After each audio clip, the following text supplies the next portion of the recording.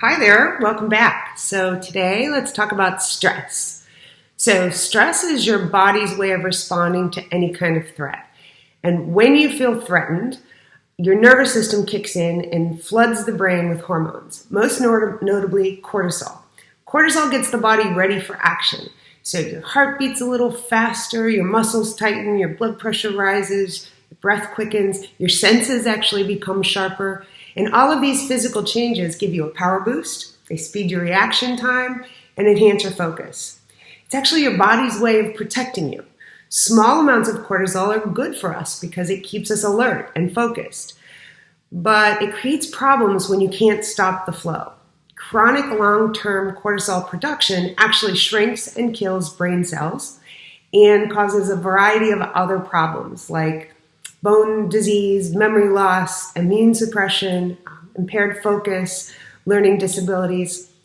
Here's how it works. Serotonin is actually an inhibitor, and it regulates mood, appetite, sleep, and overall well-being. And this is the neurotransmitter that makes us feel really good. When our serotonin levels are high, all is right with the world. When our serotonin levels are low, we experience depression, insomnia, anger. Here's the cool thing about serotonin and cortisol. While we need them both, we need the cortisol to stay focused and we need the serotonin to feel good. The right balance is actually essential because they're on the opposite ends of the neurological seesaw. So serotonin regulates the production of cortisol and cortisol actively blocks the production of serotonin. As cortisol increases, serotonin decreases and vice versa. So how do you keep the serotonin tap flowing and the cortisol in check? Well, the strategies are really simple and they might surprise you. First is soak in a little sun. Regardless of the temperature, sunlight has a noticeable effect on our serotonin levels. Just 15 minutes in the sunshine can give you a serotonin boost. If you combine that with a brisk walk and that physical activity that adds a little oxygen to the brain, you're that much better. Second, massage therapy and mindfulness. We all know that massages feel really good, especially when life gets crazy. But what you might not know is why. Researchers have discovered that professional massages decrease levels of cortisol by up to 31% and stimulate serotonin production. As an added bonus, massage therapy can increase the production of dopamine, which is your reward and pleasure chemical. Similar to massages, meditation reduces cortisol. So even if you're not a meditation guru, just taking a few minutes to practice mindfulness and some controlled breathing exercises is a great way to evoke a relaxed response in the brain and stop the flow of cortisol. And finally, the food-mood connection.